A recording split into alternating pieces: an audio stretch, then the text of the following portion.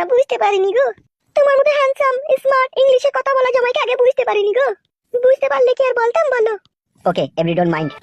তোমার বিটিকে একটু বুঝিয়ে দাও, যতই হোক আমার বউ তো বটে, আমার পারমিশন ছাড়া কোনো বাসতলাতে গিয়ে যাতে চিত হয়ে না হয়। দেখো তুমি যা ভাবছো তা নয়। What the hell you bloody liar! আমার পারমিশন ছাড়া যাও কোন হিসাবে তুমি? কালু ওর সাথে বকাবকি না করে আমার কথা শোনো। ওকে যা বলার আমি বলে দেবো, ওর সাথে বকে কোনো লাভ হবে না, ঠিক আছে? ঠিক আছে বেবি, তুমি যখন বলছো তখন আর ওকে শাসন করলাম না, তোমার হাতেই ছেড়ে দিলাম। এই শিবানী, যা তুই ঘরে যা।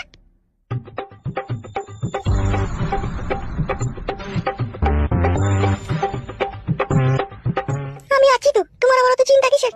চিন্তা আমি কিছুই করিনি, তবু আমাদের আটকানো তো প্রয়োজন। আমাদের ঘরের মেয়েকে পরের ছেলেতে কেন কাজ করবে?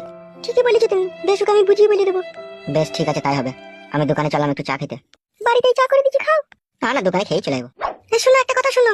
বলো কি বলবে? তোমার শ্বশুর একটা অনুষ্ঠান বাড়িতে নিমন্ত্রণ খেতে যাবে, ঠিক আছে? তুমি সন্ধে লাগার আগে বাড়ি চলে আসবে। ঠিক আছে ঠিক আছে। আর আসার সময় দুটো ঘুমের ট্যাবলেট নিয়ে নেবে। ঘুমের ট্যাবলেট লিখে হবে? শিবানীকে সন্ধ্যেবেলায় দুধের সাথে গুঁড়ো করে পাইল করে খেয়ে দেবো, তাইলে ও ঘুমিয়ে যাবে আর এদিকে তুমি আমার ঘরে চলে আসবে।